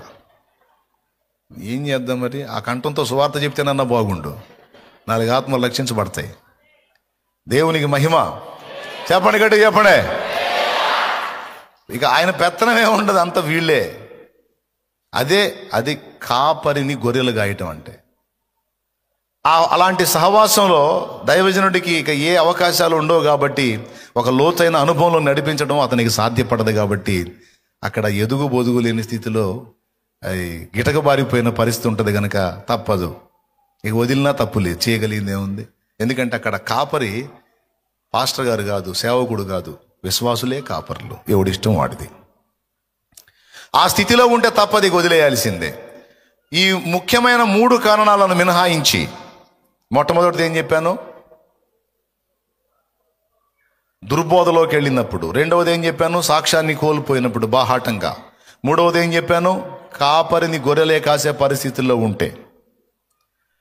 ఈ ముఖ్యమైన కారణాలను మినహాయించి మిగిలిన మరి ఏ కారణాన్ని బట్టి కూడా నీవు సహవాసాన్ని విడవకూడదు, దైవజనుడిని వదలకూడదు. ఎందుకంటే తిన్నాడో తినలేదో, ఎన్ని ఉపవాసాలు ఉన్నాడో, ఎన్ని కష్టాలు పడ్డాడో, నీ సమాజంలోకి వచ్చి, నీ ప్రాంతంలోకి వచ్చి, తన ఉద్యోగాన్ని పోగొట్టుకొని వచ్చాడో, తన వ్యాపారాన్ని పోగొట్టుకొని వచ్చాడో, తన ఉపాధిని పణంగా పెట్టి వచ్చాడో, తనకు వస్త్రం ఉందో లేదో పట్టించుకోకుండా వచ్చి నీ దగ్గరకు వచ్చి నీ సమాజంలో నీ కోసం ప్రార్థన చేసి, నువ్వు పిలిచినప్పుడల్లా పరిగెత్తి నీ కోసం ప్రార్థనలు చేసి, నీ పిల్లకు బాగలేదంటే పరిగెత్తి, నీకు బాగలేదంటే పరిగెత్తి, నీ సమస్యలన్నిటికీ పరిగెత్తి నీ కోసం కష్టపడి ప్రార్థన చేసి, నీ కోసం అన్ని బిగబట్టుకొని నీతిగా బతికి, ఎక్కడ వంకర లేకుండా క్యారెక్టర్ని కాపాడుకొని చాలా జాగ్రత్తగా జీవించి, మీ ఆత్మీయ క్షేమాభివృద్ధి తన ప్రాణం అన్నట్టుగా బ్రతికిన దైవజనుడిని ఎందుకు వదిలిపెట్టాలి? వదిలిపెట్టినప్పుడు నువ్వు కృతజ్ఞతాహీనుడివి కదా, కృతజ్ఞతాహీనురాలివి కదా. వారి ద్వారా నువ్వు సువార్త విన్నావు, మారు మనసు పొందావు, బాప్తిస్మం పొందావు, ఆత్మీయంగా కొంత ఎదిగావు, ప్రార్థన నేర్చుకున్నావు, సువార్త చెప్పడం నేర్చుకున్నావు, భక్తి నేర్చుకున్నావు. అలాంటి సహవాసాన్ని నువ్వు ఎందుకు వదిలిపెట్టాలి? నువ్వేదన్నా హెల్ప్ చేయాలంటే వాళ్ళకి చెయ్యి, నువ్వేదన్నా సాయం చేయాలంటే వాళ్ళకి చెయ్యి. కానీ నీకు మనసు రాదే, తీయని మాటలు చెప్పేవాడు కావాలి నీకు. తీయని మాటలు చెప్పి అరచేతిలో వైకుంఠాన్ని చూపించేవాడు కావాలి. అది గది గది గది అట్లా చేస్తున్నా, ఇది ఇట్లా చేస్తున్నా, నీ ఇష్టం, ఇస్తే దీవెన, ఇస్తే దీవెన, ఇస్తే దీవెన, ఇస్తే కుప్పలు అంటే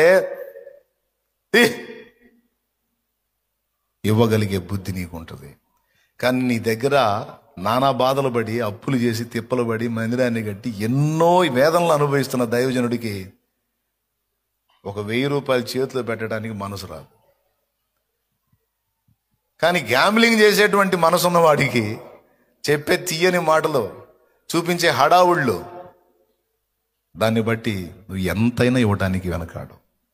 నువ్వు మోసపోవటం లేదా? కృతజ్ఞతాహీనంగా ప్రవర్తించట్లేదా? నీ ఆత్మీయ నాయకుని గురించి ఎప్పుడన్నా ఆలోచించావా? అతను తిన్నాడో లేదో ఆలోచించావా? ఎలాంటి గుడ్డ కట్టుకున్నాడో ఆలోచించావా? పిల్లలకి ఏం పెట్టుకుంటున్నాడో ఆలోచించావా? ఇంకో దారుణం చెప్పనా, కొద్దిగా దైవజనుడు కొంచెం మంచి బట్ట కట్టుకొని కాస్త ఆనందంగా తిరిగితే కొంతమంది విశ్వాసులే ఓర్చుకోలేరు. ఇది ఒక దుర్మార్గపు మనసు. దైవజనుడు ఒక నివాసం ఏర్పాటు చేసుకొని, ఓ మంచి బట్ట కట్టుకొని, ఒక చిన్న వాహనం కొనుక్కొని తిరుగుతున్నాడు అనుకో, వాళ్ళకేమంట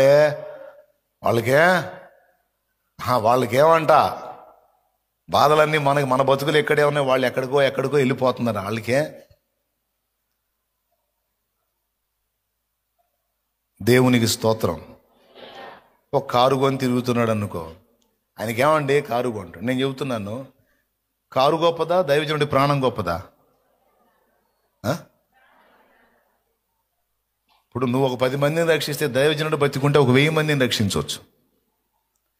కారు గొప్పదా, దైవజనుడి ప్రాణం గొప్పదా? ఇప్పుడు దైవజనుడి సేఫ్టీ చూడాలి కదా, దైవజనుడి భద్రత చూడాలి కదా. కానీ కొంతమంది కుళ్ళుపోతు విశ్వాసులు ఉంటారు, దరిద్రపు విశ్వాసం. మిమ్మల్ని కాదులే, కుళ్ళుపోతోళ్ళు ఉంటారు. వ్యసనం ఏం కుళ్ళు కొంతమందికి. అది ఆఖరికి సేవకుడిని కూడా వదిలిపెట్టరు. సేవకుడు పచ్చ కనపడ్డా సరే అస్సలు ఓర్చుకోలేరు, అల్లాడిపోతుంటారు. అది దుర్మార్గపు మనసు. దైవజనుడు వాహనం కొనుక్కుంటే పిచ్చి మొహం, అది నీదే.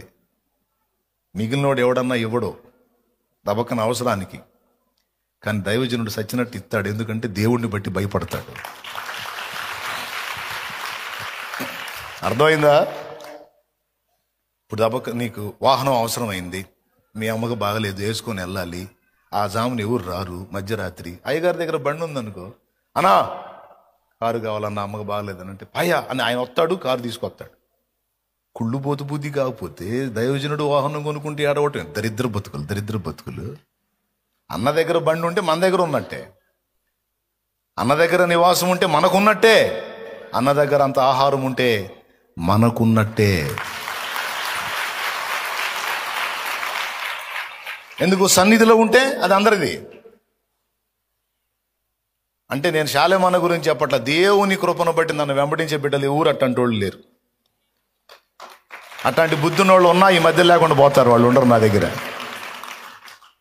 కానీ కొంతమంది దైవజనుల యొక్క హృదయ ఘోష నాకు తెలుసు కాబట్టి చెప్తున్నాను నేను. ఈ మాట ఆన్లైన్లో ఉంటుంది, అది నెట్లో ఉంటుంది కాబట్టి, యూట్యూబ్లో అప్లోడ్ చేయబడింది కాబట్టి, ఇది ఖచ్చితంగా అందరూ వింటారు కాబట్టి చెప్తున్నాను నేను. న్యాయమైన కారణములు కొన్ని చెప్పాను, వాటిని మినహాయించి మరి ఏ కారణాన్ని బట్టి కూడా నువ్వు దైవజనుని విడిచిపెట్టకూడదు. చేయగలిగిన సాయం ఏదన్నా ఉంటే ఆ దైవజనుడికి నువ్వు చేయొచ్చు, నీ శక్తికి మించి సాయం చేయొచ్చు, పరిచర్యను ముందుకు తీసుకెళ్ళడానికి ప్రోత్సహించవచ్చు. ఏదన్నా అభ్యంతరాలు ఉన్నాయనుకో, అక్కడి నుంచి పక్కకి వెళ్ళిపోవటం కాదు, ఆయనతోనే పంచుకోవచ్చు. అన్న వాక్యం నీకు ఎదుగు బొదుగు లేని స్థితిలో వాక్యం అంతగా ప్రభావితంగా లేదనుకో, నువ్వు ఆయనతోనే డిస్కషన్ చేయొచ్చు. ఇంకొంచెం మెరిట్గా ఉపదేశం ఉంటే బిడ్డలు బలపడి సేవకులు అవుతారన్నా, సేవకురాళ్ళు అవుతారన్నా, వాళ్ళకి ఇంకొంచెం పౌష్టికాహారం పెట్టేటట్టు చూడన్నా అని చెప్పొచ్చు నువ్వు. ఆయన జాగ్రత్త పడతాడు. చిన్న సంఘమని, కొద్ది సంఘమని నువ్వు తృణీకరించాల్సిన అవసరం లేదే. బ్యాలెన్స్ చేసే అవకాశాలు ఉంటే నువ్వు చేయొచ్చు, చెప్పొచ్చు. నీతిమంతుడైన దైవజనుడు తప్పకుండా దిద్దుకుంటాడు. అంతేగాని చిన్న సంఘమని, ఆకర్షణలో లేని సంఘమని, హడావిడి లేని సంఘమని నువ్వు ఆ సంఘాన్ని ఎందుకు వదిలిపెట్టాలి? అది కృతజ్ఞతాహీనత అయింది. నేను చేస్తున్నా. నేను మనస్ఫూర్తిగా మన చీరాల్లో స్టార్ట్ చేశాను. చీరాల్లో చెప్పాను నేను బాహాటంగా, వేరే సహవాసాలకు వెళ్ళే వాళ్ళు ఇక్కడికి రావాలని నేను కోరుకోవటం లేదు. మీ దైవజనులకు హ్యాండ్ ఇవ్వద్దు. నేను చెప్పింది లైవ్లో ఉంటుంది. చీరాల్లో శాలేమన్న చెప్పిన వర్తమానం మీరు వినండి. అందులో నేను డైరెక్ట్గా చెప్పాను, స్టార్టింగ్లోనే చెప్పాను. అర్థమైందా? నేను బాప్తీసం ఇచ్చిన బిడ్డలు కొంతమంది అక్కడ ఉన్నారు. వారి కోసం నేను అక్కడ పరిచర్య ఏర్పాటు చేశాను. వారిని ఆధారం చేసుకుని అన్ని జనుల మధ్యలోనికి వెళ్ళి చిన్నగా ఆత్మల రక్షణ నడిపించే విధంగా ఒక్కొక్క ఆత్మ చిన్నగా సమకూర్చుకుంటా రక్షణ నడిపిస్తా. అది ప్రక్రియ. ఇప్పటిదాకా పెట్టిన సంఘాలు జరుగుతున్న పరిచర్య అంతా కూడా ఒక కుటుంబాన్ని ఆధారం చేసుకొని ఒక్కొక్క ఆత్మ రక్షణ నడిపించుకుంటా వచ్చిన పరిచర్యలే ఇప్పటిదాకా చేస్తున్న పరిచర్యలన్నీ కూడా. సంఘాలను డ్యామేజ్ చేసే విధంగా పరిచర్య చేయాలని నేను అనుకోవటంలా. ఒకవేళ అలా హడావుడి చేస్తే అది దేవుడు మెచ్చే పని కాదు. దేవుడు దానికి దండేయుడు. కాబట్టి విశ్వాసులారా జాగ్రత్త, కృతజ్ఞతా బుద్ధి గలవారై మెళకువ కలిగి ఉండండి. తల్లిదండ్రులని ఎంత మీరు జాగ్రత్తగా ప్రేమించాలో, కృతజ్ఞత కలిగి బ్రతకాలో, ఆత్మలను రక్షణలోకి నడిపించి మీ ఆత్మలను కాయచున్నటువంటి ఆత్మీయ నాయకులకు, ఆత్మీయ తల్లిదండ్రులకు కూడా అంతే కృతజ్ఞత కలిగి బతకాలి. అర్థమైందని నేను చెప్పింది? ఫస్ట్ ఎవరికి? దేవుని ఎడల కృతజ్ఞత గలవారమై మనం జీవించాలి. రెండవది తల్లిదండ్రులకు. మూడవది ఆత్మీయ తల్లిదండ్రులకు. వాళ్ళని విడనాడటానికి వీలు లేదు. టైం అయిపోయింది, ఇంకా బోల్డ్ అంత మ్యాటర్ ఉంది. ఈసారి ఇప్పుడు చెప్తాను. ప్రస్తుతానికి ఇంతే సంగతులు. కృతజ్ఞత కలిగి బ్రతికినట్లయితే దేవుడు మన యందు సంతోషిస్తాడు, కృతజ్ఞత గలవారిని అంతకంతకు ఆశీర్వదిస్తాడు. దేవుడు బాగా పరిశీలనగా వెతికే వాటిలో ఒక కీలకమైనది కృతజ్ఞతా బుద్ధి. ఎవరైనా ఎప్పుడైనా ఎవరికైనా మేలు చేస్తే వాళ్ళు తిరిగి ఎలాంటి స్పందన కలిగి ఉన్నారు అనే దాన్ని తప్పకుండా దేవుడు పట్టించుకుంటాడు.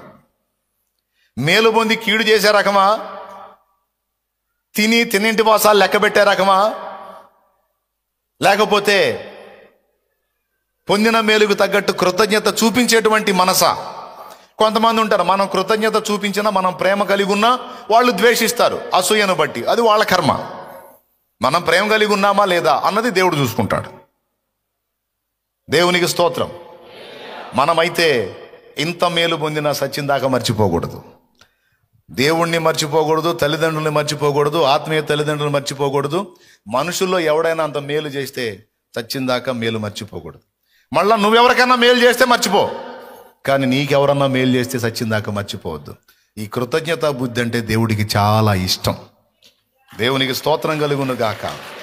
ఏమిష్టం?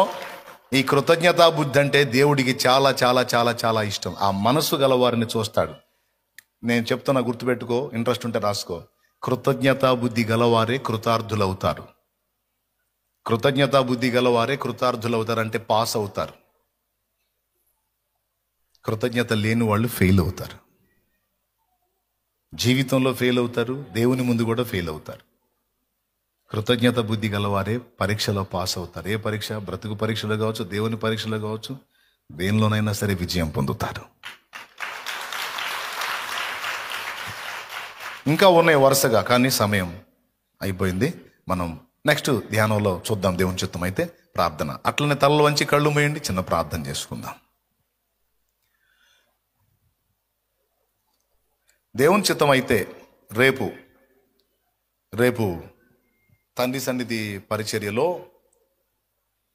విధవరాండ్రకు ఓ ప్రార్థన పెట్టాలని అనుకున్నాను. విధవరాండ్ర ప్రార్థన. భర్తను కోల్పోయి విధవరాళ్ళుగా ఉన్న వాళ్ళకి ఒక ప్రార్థన. రేపు ఉదయం 10 గంటలకల్లా రేపు ఉదయం 10 గంటలకల్లా సన్నిధిలో ఉన్నటువంటి విధవరాండ్రు, మన సంఘంలో ఉన్న విధవరాండ్రు రేపు ఉదయం 10 గంటలకల్లా రండి. ఒక చిన్న ప్రార్థన పెడదాం. రెండవది, వాళ్ళకి కొంచెం ప్రోత్సహించేటువంటి ఉపదేశం అందించి ఏదో ఒక వస్త్రం ఇద్దామని ఆశ. దేవునికి మహిమ కలుగును గాక. రాత్రి వెళ్ళి తీసుకొచ్చాను, కొన్ని తెచ్చాను, కొన్ని మీకు ఛాన్స్ ఇచ్చాను. ఆల్రెడీ సమృద్ధి గలవారు ఎవరైనా ఉంటే అన్నా నీతో పాటు మేము కూడా కొన్ని శారీస్ వాళ్ళకి ఇస్తామన్నా అంటే, రేపు ఉదయం 10 గంటలకు ప్రేయర్ స్టార్ట్ అయింది. అంతా అయిపోయి వాళ్ళకి శారీస్ ఇచ్చేటప్పటికి, అంటే చీరలు ఇచ్చేటప్పటికి దాదాపు 12:30, 1 గంట కావచ్చు. 10 షాపులు తీస్తారు. 10 షాపులు తీస్తారు. నువ్వేదన్నా నీకు ఉన్న ఆర్థిక స్తోమతను బట్టి నువ్వు 10 చీరలు తేవచ్చు, 20 చీరలు తేవచ్చు, మీకు బాగా సౌండ్ ఉంటే 100 చీరలు తేవచ్చు. ఎందుకంటే మనకు సమృద్ధిగా ఉన్నారు కాబట్టి. నీకు ఎంత సమృద్ధి ఉందో దానిలో నుంచి దీనులైనటువంటి విధవరాండ్రకు తండ్రి అయిన దేవుని ఎదుట నిష్కళంకమును పవిత్రమును నేను భక్తి ఏమనగా దిక్కులేని పిల్లలను విధవరాండ్రను వారి ఇబ్బందిలో పరామర్శించుట ఇహలోక మాలిన్యం తనకంటకుండా చూచుకొనుటయునే అనుంది. కాబట్టి మీరు నాతో పాటు విధవరాండ్రకు సహాయం చేయాలనుకుంటే కాయలు తీసుకొచ్చి ఇవ్వచ్చు. అలాగే అదే చేత్తో శారీస్ తేవచ్చు. నీ స్తోమతకు ఒక 5 మందికి ఇవ్వడానికి ఒక 5 చీరలు తీసుకొని రావచ్చు, లేదా 10 మందికి తీసుకొని రావచ్చు, 20 మంది తీసుకోవచ్చు, 30 మంది, 50 మంది, నీ ఓపిక, నీ సౌండ్. ఓకే, చీరలు తీసుకొని రావచ్చు. నీకు మనసుకి ఇంకా ఏది ఉంటుంది తీసుకొచ్చి వాళ్ళకి ఇవ్వడానికి నువ్వు సిద్ధపడి రావచ్చు. షాపులు ఎన్నింటికి తీస్తారు? నువ్వు ఎప్పటికి తీసుకొని రావాలి? 12:00 2 గంటల టైం ఇస్తున్నా నీకు. అన్నయ్య నువ్వు అప్పుడప్పుడు చెప్పావు అన్నయ్య, లేకపోతే ఒక విమానానికి వేసుకొని వచ్చేదని అనవాకు. దేవునికి స్తోత్రం, హల్లెలూయా. లేకపోతే అసలు ఒక రైలుకి వేసుకొని వచ్చేదని అనవాకు, వేసుకొచ్చేవాడిని అనవాకు. నీకు మనసు ఉంటే 2 గంటల టైం ఉంది, చక్కగా వెళ్ళి షాపింగ్ చేసి తీసుకొచ్చి ఇవ్వచ్చు. ఎంతమందికి వినపడింది? ఎప్పుడు కూటం అయిపోయినా కాదు, రేపు కూటానికి 10ంటికి స్టార్ట్ అయితే 12:30 కల్లా ఇంకొక అరగంట కూడా పెంచా, 2:30 గంట, 12:30 కల్లా నువ్వు లైన్లో ఉండు. నువ్వు ఏం తేవాలనిపిస్తే అది తీసుకొని రా. ఎంతమంది కనపడింది? ఇక మీ ఇష్టం. ఇప్పుడు ప్రార్థన. నిజంగా కళ్ళు మూయండి, షో చేయవాకండి. మూయండి, కళ్ళు మూయండి, ప్రార్థన. స్తోత్రం స్తోత్రం స్తోత్రం స్తోత్రము నాయన. మహాపరిశుద్ధుడా, ప్రేమగలిగిన మా తండ్రి, నీకు స్తోత్రాలు. ఈ శుభవేళ ప్రభువా, ఈ సంవత్సరాంతంలో నీ దాసుని మరుగుపరుచుకొని మా అందరితో మరొకసారి సూటిగా తేటగా మాట్లాడినందుకు నీకు స్తోత్రాలు. అంత్య దినాలలో జనాలు ఎలా ఉంటారో, ఏ విధంగా ప్రవర్తిస్తారో నాయన, సమస్త విషయాలు మీరు మాకు బోధించారు. చెప్పబడిన నాయన ఆ సంగతుల్లో అంత్య దినాలలో రకరకాలుగా మనుషులు ఉంటారు నాయన. వారిలో మేము ఉండకుండా మేము ప్రభువా నీ వలే నీకు సాక్షులుగా, నీ నామాన్ని ప్రకటించేవారిగా, పొరుగు వారికి ఉపయోగపడేవారిగా, మంచి మనసాక్షి కలిగి నిన్ను సేవించేవారిగా మా జీవితాలు ఉండునుగాక. ప్రభువా, మాలో ఒకవేళ ఏదైనా లోపాలు తప్పిదాలు ఏవైనా ఉంటే యేసునామములో అవన్నీ తొలగిపోవునుగాక. మేమంతా నీ వలె జీవించుదుముగాక. అలాగే కృతజ్ఞత కలిగి జీవించాలని, నీకు తల్లిదండ్రులకి ఆత్మీయంగా ప్రభువా మమ్మల్ని రక్షించిన వారికి, మాకు మేలు చేసిన వారికి నైనా మేము కృతజ్ఞత కలిగి జీవించాలని అనేక సంగతులు మీరు మాకు బోధించినందుకు నీకు స్తోత్రాలు. ప్రభువా, కృతజ్ఞత బుద్ధిని పుట్టిస్తానని వాగ్దానం చేశావు. ప్రభువా, మాలో కృతజ్ఞత బుద్ధిని నువ్వు పుట్టించుదువుగాక. జ్ఞాపకం చేసుకొని మీకు సంతోషం కలిగించే బిడ్డలుగా, మీ చిత్తాన్ని నెరవేర్చే బిడ్డలుగా ఉండుటకు సహాయము చేయి.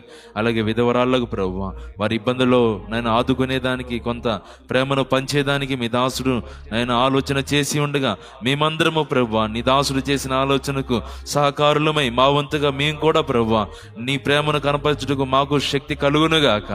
ఎంతమంది బిడ్డలు ప్రభువా వెళ్ళి వస్త్రాలు తీసుకుని వస్తారు, వారందరికీ నీ కృప తోడుగా ఉంచు. క్షేమంగా తీసుకొని రండి, సకాలంలో తీసుకొని రండి. మేమందరము కలిసి ప్రభువా నీ ప్రేమను సమాజానికి పంచుటకు కావలసిన శక్తిని, ప్రేమను మాకు అనుగ్రహించుదువుగాక. ఇంతవరకు ప్రభువా ఇంత శ్రద్ధగా తెల్ల వారిని బయలుదేరి నీ సన్నిధికి వచ్చారు. వీరి కుటుంబాలను మీరు దీవించుదురుగాక, ఆశీర్వదించుదురుగాక. వారికి ఉన్న అనారోగ్య సమస్యలు తొలగించుదురుగాక. ఆర్థిక ఇబ్బందులు, అప్పుల సమస్య నుంచి విడుదల కలుగునుగాక. గొప్ప కార్యాలు వీరి జీవితాల్లో జరిగించుదువుగాక. నీ నామానికి సాక్షులుగా మార్చుదువుగాక. ఈ సంవత్సరాంతంలో మరొకసారి మమ్మల్ని నూతన పరిచి, నీ రాకడకు సిద్ధపరిచి, నీ నామానికి సాక్షులుగా మమ్మల్ని బ్రతికింప చేయుదువుగాక.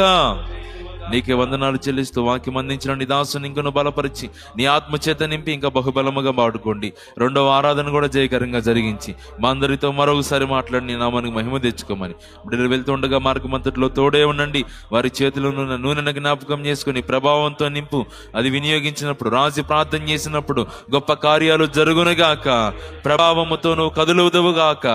జ్ఞాపకం చేసుకోమని యేసుక్రీస్తు పరిశుద్ధ నామములు అడిగి ప్రార్థించి పొందుకొని ఉన్నాము మా తండ్రి, ఆమేన్. మన తండ్రి అయిన దేవుని ప్రేమ, ఆయన ప్రియకుమారుడు లోకరక్షకుడైన యేసుక్రీస్తు దివ్యమైన కృప, పరిశుద్ధ ఆత్మదేవుని అన్యోన్య సహాయ సహవాసము సమకుడిన మనకు సకల పరిశుద్ధులకు సార్వత్రిక సంఘం అంతటికి సదాకాలము తోడే నడిపించునుగాక. ఆమేన్. హల్లెలూయా, హల్లెలూయా, హల్లెలూయా. మంచిది.